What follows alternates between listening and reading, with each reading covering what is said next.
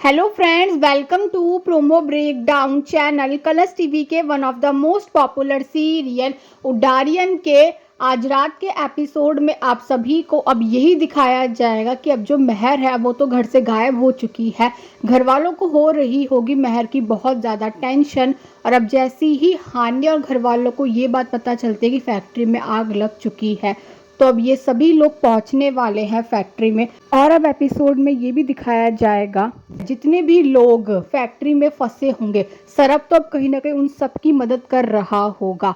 और एपिसोड में अब ये भी दिखाया जाएगा कि अब हान्या को पता चल जाता है कि महर रेस्टोरेंट में है। और अब जो हान्या है अब वो पहुंचने वाली है महर के पास। जो हान्या है अब वो महर को ये बता देगी कि फैक्ट्री में आग लग चुकी है। और अब जो महर है वो तो शॉक्ड हो चुकी है। और अब जो महर है अब वो करने वाली है वर्कर से ये सवाल कि फैक्ट्री में आग कैसे लगी, पर कोई भी कुछ भी नहीं जानता होगा। तो अब जो महर है वो यही कहती हुई नजर आती है कि वो वर्कर्स को नौकरी से निकाल देगी। और अब जो सरब है अब वो लेके आ जाएगा महर को घर। और अब जो सरब की फैमिली है अब वो भी वहां पर आने वाली है। और अब जो महर है अब वो तो सरब पर ये इल्ज़ाम लगाने वाली है कि सरब नहीं लगाई होगी फैक्ट्री में आग। पर अब जो सरब का भाई है वो तो ये कहता हुआ नजर आता है कि ऐसा भी हो सकता है कि महर ने अपनी खुद की फैक्ट्री में आग लगाई हो। ये बात सुनकर जो महर है अब वो तो सरब के भाई को थप्पड़ मार देती है।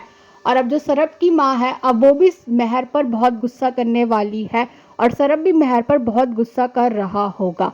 और एपिसोड में अब ये भी दिखाया जाता है कि जो महर है अब वो तो सरब और घर वालों के सामने यही कहने वाली है कि वो वर्कर्स को फैक्ट्री से निकाल देगी। महर ने तो अब ये भी कह दिया कि वो सरब को भी फैक्ट्री से निकाल देगी।